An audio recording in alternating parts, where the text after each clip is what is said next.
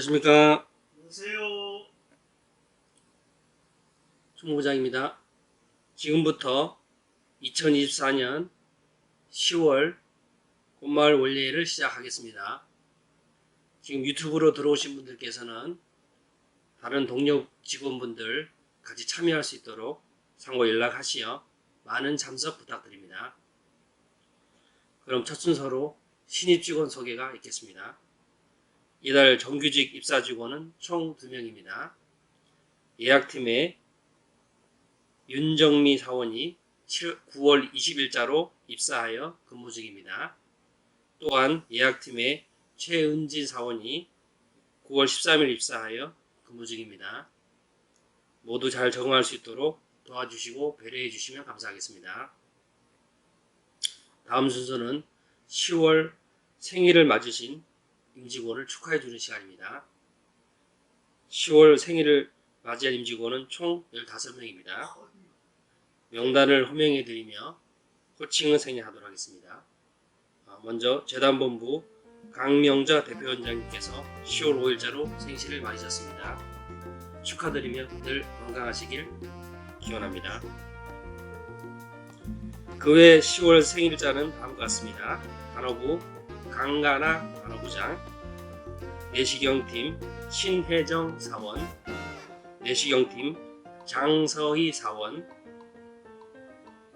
초음파팀 백지연 사원, 영상의학팀 조유정 사원, 고객지원팀 박은숙 팀장, 한의원 국현미 사원, 결과지원팀 박지혜 사원, 초음파팀 조윤숙 사원, 치과팀 김옥진 팀장, 결과지원팀 장현진 사원, 내시경팀 박상희 사원, 사업부 박주연 주임, 사업부 소보경 차장.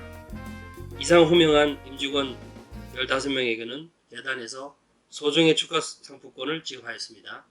10월 생일을 맞으신 분들 모두 축하드립니다. 다음 순서는 꽃마을 뉴스 시간입니다. 이번 시간에는 재단 홍민석 상무이사와 김인호 센터장의 진행으로 같이 보시도록 하겠습니다.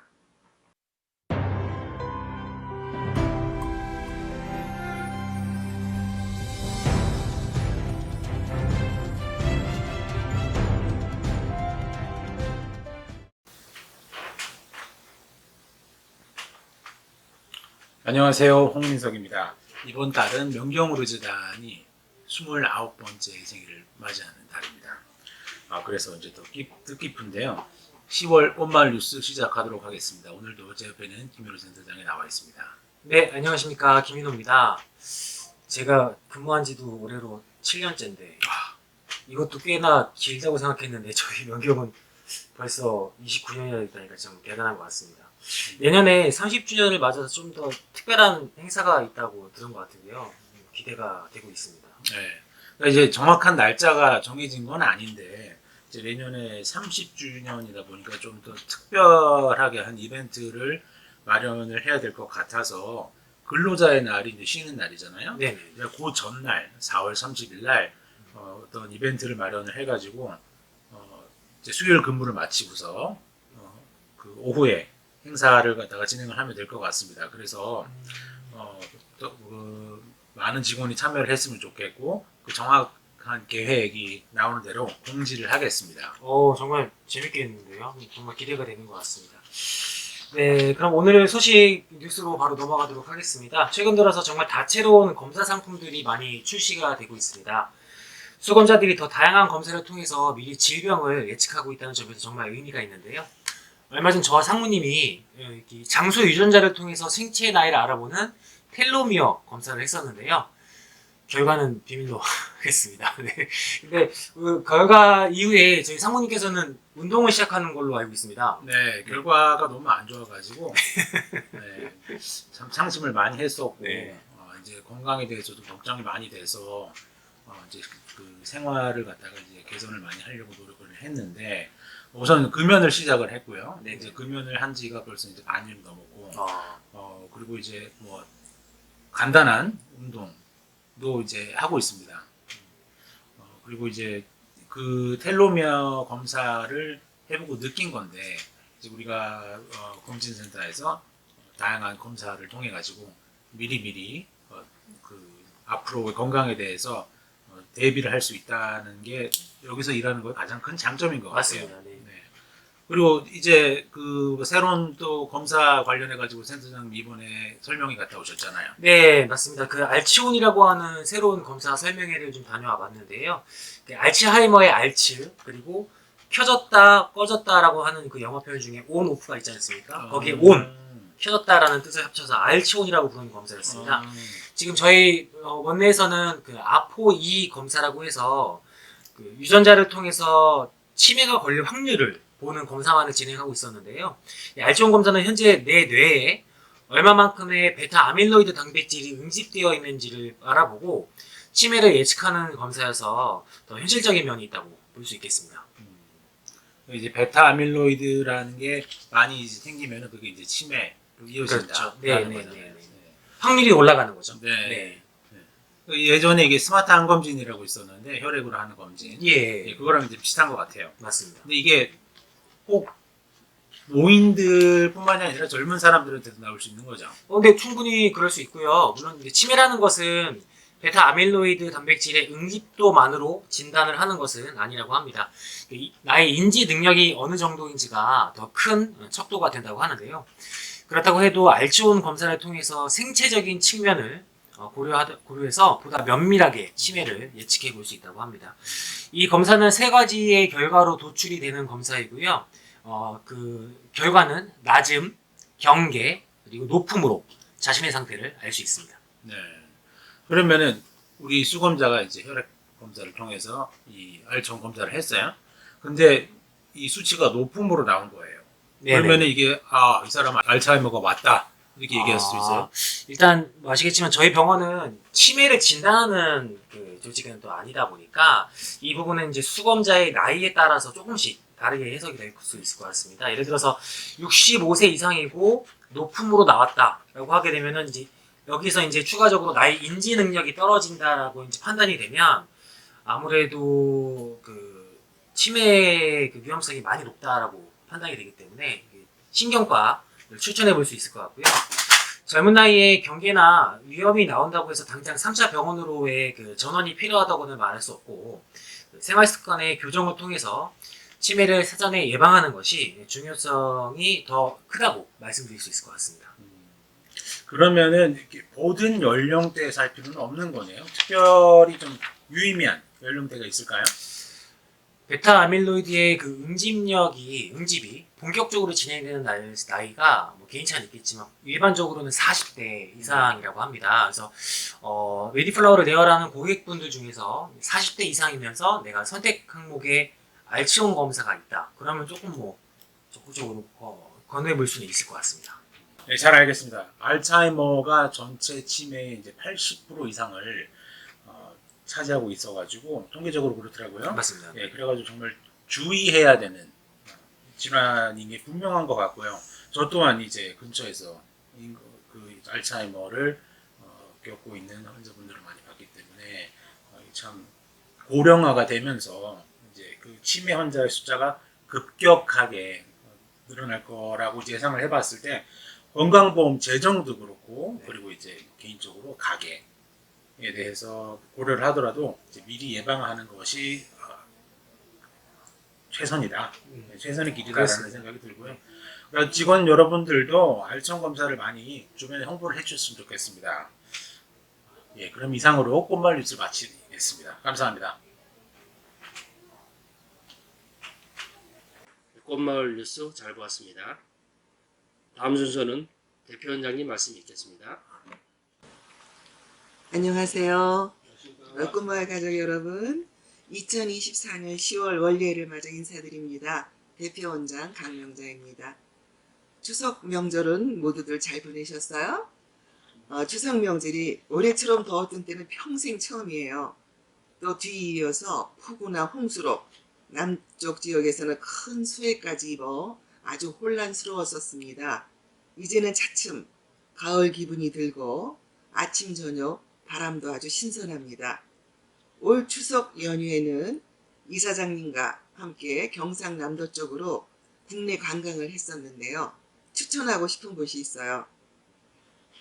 청학동 삼성궁. 한 번은 꼭 가보셔야 될 곳인 것 같아요. 손바닥 크기의 돌들을 쌓아 만든 그 구조물들의 정교함이 정말 놀랄만하고 너무나 아름다웠었습니다.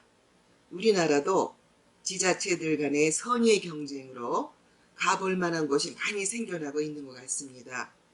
또 며칠 전에는 이사장님께서 고급 미술품을 기증하셨던 홍천에 친한 지인들과 함께 방문을 했었습니다.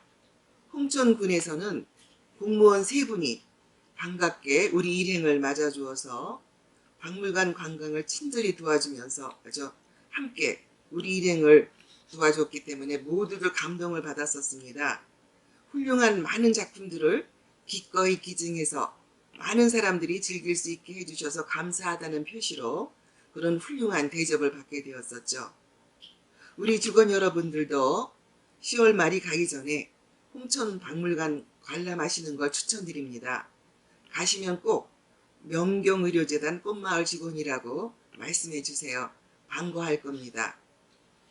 요즘 검진 고객들이 많아 힘이 들고 어려움이 많겠지만 봉사하는 마음으로 업무에 충실해 주시기를 부탁드립니다.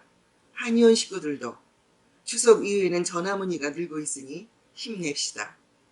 환절기 건강에 유의하시고 화이팅! 감사합니다. 네, 대표원장님 말씀 잘 들었습니다. 다음 순서는 직원 여러분들의 다양한 궁금증에 대해 서울대 철학과 명예교수이신 이사장님께서 좋은가 명쾌한 말씀을 주시는 테스에게 물어봐 시간입니다. 심층 있는 질문과 명쾌한 답변이 기대되는 시간입니다. 다 같이 잘 경청해 주시면 감사하겠습니다.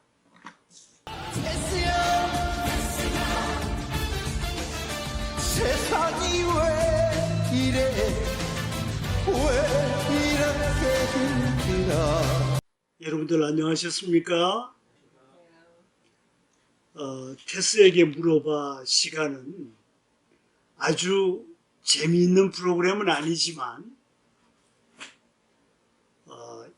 여러분들이 좀 더 슬기롭게 또 더 현명하게 될 수 있기 위해서 우리가 노력하는 그런 철학적인 시간이라고 생각을 합니다. 이번에도 역시 이 4분의 직원들이 고심해서 굉장히 중요한 질문을 해 오셨습니다만은 요약하면 4분의 질문을 요약하면 인생살이에 피곤하면서 벗어날 수 있는 묘수가 없느냐 이렇게 이사장한테 물어온 것 같아요. 사실은 우리 직원들이 다들 뭐 또 즐거움도 인생의 즐거움도 있겠지만 여러 가지 또 고민과 또 고심이 있는 것 같아요. 이런 질문을 한 걸 보면 그런데 이 질문은 철학적인 질문이라기보다는 종교나 신앙이 필요한 그런 상황에서 한 질문이 아닐까 이렇게 생각합니다. 철학이 모든 것을 해결하는 것은 아니고요. 종교나 신앙이 또 해결할 수 있는 그런 인생의 문제들도 있는 것이죠. 그래서 만약에 기독교와 관련되는 그런 신앙을 갖는 사람이라면은 예수가 이야기했듯이 제 십자가를 지고 묵묵히 인생을 살아가도록 그렇게 권유를 하고 있고요. 불교에 있어서는 인생은 고해인데 인생은 고통의 바다이기 때문에 마음을 비우고 허심으로 무심으로 살아간다면 훨씬 더 인생이 살만한 인생이 아닐까 이렇게 또 권유하는 것이기 때문에 기독교를 믿든 또 불교를 믿든 또 어떤 신앙을 믿든 간에 이런 그 종교나 신앙을 통해서 인생의 고통을 감할 수 있는, 드러낼 수 있는 그런 지혜가 생기지 않을까 이렇게 생각을 해봤습니다. 첫 번째 질문은 이런 질문이에요. 아마 부부가 굉장히 힘들게 살고 있는 모양인데, 특히 이런 그 고통을 통해서 부인이 몸이 많이 상한 것 같아요. 이렇게 질문을 했습니다. 병약한 배우자를 위로하고 고마움을 표하고 싶은데 좋은 아이디어가 있으시면 좀 전해주실 수 있을까요? 이런 질문을 해왔군요. 아마 불행히도 와이프가 굉장히 몸이 약해진 것 같아요. 남편 되는 사람이 그 병약한 와이프를 좀 더 위로하고 싶고, 지금까지 이 같은 파트너로서 인생을 산 것에 대해서 뭔가 감사의 뜻을 전하고 싶다, 그런 말씀인데요. 제 언뜻 드는 생각은 이런 정도로 요약이 됩니다. 병약한 배우자라면 건강도 보살필 겸 함께 산보하며, 가벼운 산보를 하며 이야기거리를 구상해서 재미있는 대화를 나누는 일도 좋고, 이제 시원한 가을이 왔기 때문에 가을 바람을 쏘이면서 서울 근교를 여행하는 일도 좋을 듯 합니다. 뭐 제가 드리는 묘수가 아닐 수 있지만, 우리 인생이라는 게 다 어렵게 힘들게 살아가는 것이기 때문에 이런 쪽으로도 그 와이프한테 도움이 좀 되지 않을까. 특히 이 와이프의 그 취미나 취향을 존중하는 게 굉장히 중요하다고 생각이 되고요. 그래서 그 배우자가 가장 좋아하는 게 뭘까, 이런 구상을 해보면은 와이프한테 해줄 수 있는 묘수가 떠오르지 않을까 이렇게 생각을 해봤습니다. 가장 중요한 것은 와이프가 가장 좋아하는 그게 무엇일까? 우리가 가장 좋아하는 게 따로 있어요. 때로는 남편도 아내도 모르는 우리만의 생각이 있을 수 있기 때문에 와이프와 그런 이야기를 같이 좀 나눌 필요가 있다, 이런 생각이 듭니다. 그 다음에 두 번째 질문은 흔히 많이 제가 듣는 질문이긴 합니다만, 최근 영화나 읽은 책 중에서 이사장님께서 추천해 주실 만한 것이 있으실까요? 간단하게 대답할 수 있는 질문이면서도 동시에 굉장히 어려운 질문이기도 합니다. 그래서 제가 전문가들의 아이디어를 좀 구했어요. 그래서 전문가들의 의견을 좀 전하면서 말씀을 드리겠습니다. 최근에 볼만한 가장 좋은 영화 몇 개를 소개합니다. 첫째는 저는 사실은 이 각자의 취향과 수준에 따라서 좋아하는 게 다를 수 있는데요. 전문가는 이런 영화를 소개했네요. 인사이드 아웃 1, 인사이드 아웃 2, 이런 영화를 소개를 했습니다. 저는 그 내용을 잘 모르겠습니다만은 그렇게 이 영화가 인기가 있고 아마 조만간에 그 인기 탑 1으로 올라서지 않을까, 이렇게 이야기를 하는데요. 인사이드 아웃 1 한번 여러분들 꼭 체크를 해보시고 여러분들 관심과 일치하면은 한번 보셨으면 좋겠다, 이런 생각이 들고요. 또 하나의 영화는 그 행복의 나라라는 영화가 있답니다. 행복의 나라. 여러분들 혹시 아실지 모르겠습니다만은 그 영화의 주연급의 한 사람 이선균이라고, 여러분들 아마 상당히 뭔가 착하게 생긴 그런 배우가 한 분 계시죠. 그런데 이 배우가 우연히 이 마약 혐의를 받게 돼가지고 불행히도 마지막 자살을 한 걸로 그렇게 알고 있는데요. 우리가 그분을 위로할 겸 행복의 나라라는 그런 영화를 한번 보는 것도 이선균 씨에게 위로가 되지 않을까 이런 생각이 듭니다. 당신을 잊지 않을게요. 이런 마음을 가지면서 이선균 씨를 위로할 수가 있으리라 이렇게 생각합니다.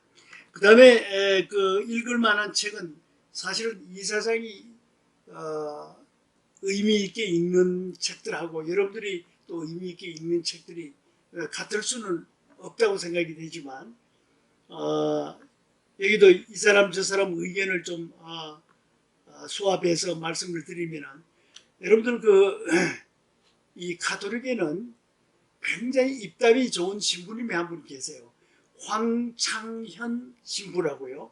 황창현 신부가 쓴 행복 공감 에세이 책 제목이 삶 껴안기라는 책이 있답니다. 황창현 신부가 워낙 입담이 좋아서 이분 강연을 듣다 보면 다 빠져들게 된다고 그렇게 이야기하는데요. 그분의 강연을 묶어 놓은 그 책인데요. 삶 껴안기라는 책이 홍익 출판사에서 나왔다는데 행복 찾는 안내서라고 되어 있는데 여러분들도 아마 도움이 되리라고 그렇게 생각을 하고 있고요. 또 전문가 한 분이 소개한 책은 철학은 왜 우리를 행복하게 하는가 라는 그런 책이 있답니다. 한길사에서 나온 책인데요. 여러분들 마이클 샌델이라는 유명한 철학자 아시죠? 우리 명경의료재단에서 최초로 초대했던 그런 세계적인 철학자 중에 한 분인데요. 그분의 아들도 역시 철학 교수예요. 애덤 샌델이라고 아주 일반인들이 쉽게 읽을 수 있는 그런 귀한 책을 쓰셨는데요. 철학은 왜 우리를 행복하게 하는가?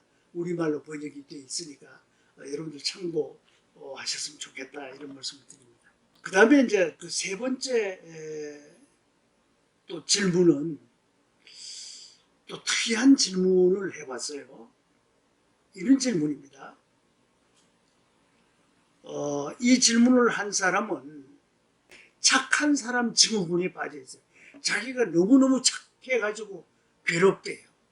착한 사람 증후군으로 괴로워한다니 놀랍고도 존경스럽군요. 신앙이 무엇이든 간에 내세 이분은 큰 보답을 받을 게 틀림없다고 생각합니다. 부처님이 보답을 하든 예수님이 보답을 하든 이 세상에서 이렇게 착하게 자기 스스로 착한 사람 증후군을 고백하는 정도니까. 그런데 제가 이에 대해서 몇 가지 좀 코멘트를 한다면은 착한 사람으로 산다고 해서 너무 자신을 희생하고 죽이고 사는 것은 저는 옳지 않다고 봐요. 그리고 또 이것도 한번 생각을 해봐야 됩니다. 세상에는 착한 사람 증후군에 빠져 있는 스스로 착한 사람 증후군에 빠져 있다고 생각하는 오해하고 있는 사람들이 제법 많습니다. 사실은 남들이 제3자가 보면은 착한 사람이 아닌데 자기는 착한 사람 증후군에 빠져 있다는 거예요. 그래서 착한 사람 증후군이라고 스스로 생각하는 것은 자신에 대한 과대평가, 잘못하면 자신에 대한 환상을 갖고 있다고 생각할 수도 있기 때문에 그것도 잘 반성을 해봐야 됩니다. 남들이 보기에는 사실 착한 사람이 아닌데 굉장히 신경질적인 사람인데 자기는 착한 사람 증후군에 빠져 있다는 거예요. 끝으로 하나 더 아까도 제가 말씀드렸듯이 착한 사람으로 산다고 너무 자신을 희생하고 죽이고 사는 것은 옳지 않고요.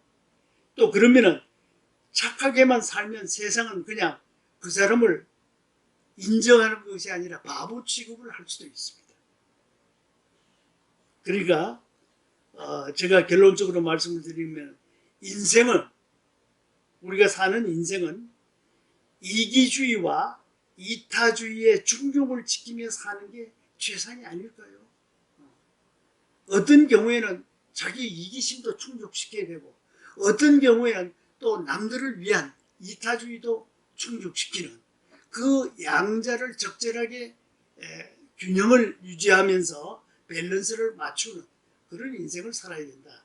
이런 생각을 해봅니다. 자, 그 다음에 네 번째 질문도 이 만만한 질문이 아닌데요. 나라의 정책 중 저출산을 제외한 아동 지원과 청년 지원, 노년 지원 중 이사장님은 어디에 지원 비중을 더 두어야 한다고 생각하시나요? 또한 왜 그렇게 생각하는지 궁금합니다. 그런데 이 질문자는 참고로 40, 50대의 중년이 너무도 경제적으로 힘든 위치라는 생각에 자기 자신이 고달프대요. 이렇게 우리 직원들 중에 힘들고 고달픈 인생을 살아가는 사람들이 많고 그래서 절실한 질문들을 이렇게 해오는 것 같아요. 자, 이것에 대해서 연령대에 따라 이 세 가지 중에서 아동 지원과 청년 지원과 노년 지원의 비중 두 개가 다소 달라질 수밖에 없다 저는 생각합니다. 일률적으로 한 가지를 선택한다는 게 굉장히 어렵다. 일반적으로 말하면 아동 지원이 가장 중요할 듯도 하지만 나라의 장래를 생각하면 청년 지원도 중요하죠. 그런데 저같이 이제 이사장처럼 팔순을 바라보니까 이 늙어막하게는 노년 지원도 중요할 듯 하다는 생각이 듭니다. 그렇게 해서 일률적으로 비중 제기를 말하기는 어렵고요. 중년이 되면은 돈 드는 일도 많고 아들, 딸 교육은 끝났지만 또 시집 장가 보내야 되죠. 살림 내줘야 되죠. 얼마나 힘들겠어요. 인생 어느 기간도 힘들지 않는 시기가 있을 수 있을까요? 지금까지도 잘 견뎌오셨으니 끝까지 버티셔야 합니다.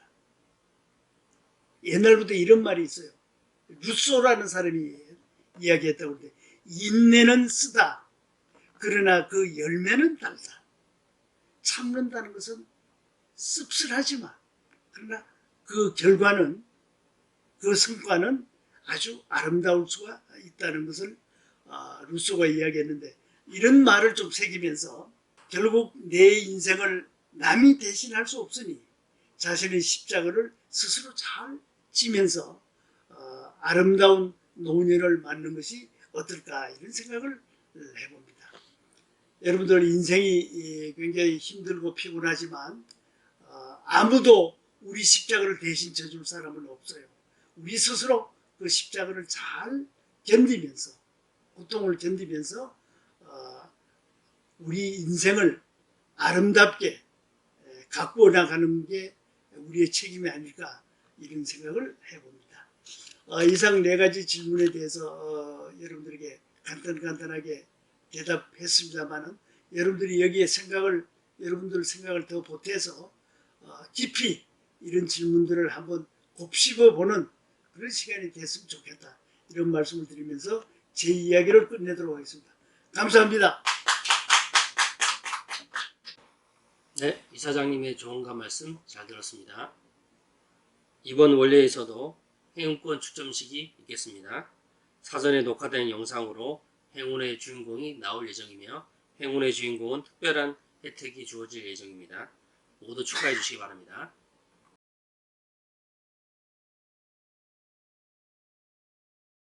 이어서 10월 꽃마을 원래 행운권 추첨이 있겠습니다. 금일도 추첨에는 홍민석 상무님께서 도움 주시겠습니다.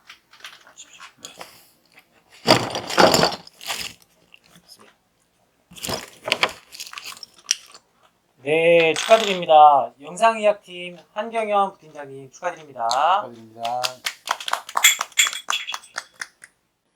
그럼 이상으로 2024년 10월 5말 원래를 모두 마치도록 하겠습니다. 모두 수고하셨습니다. 수고하셨습니다.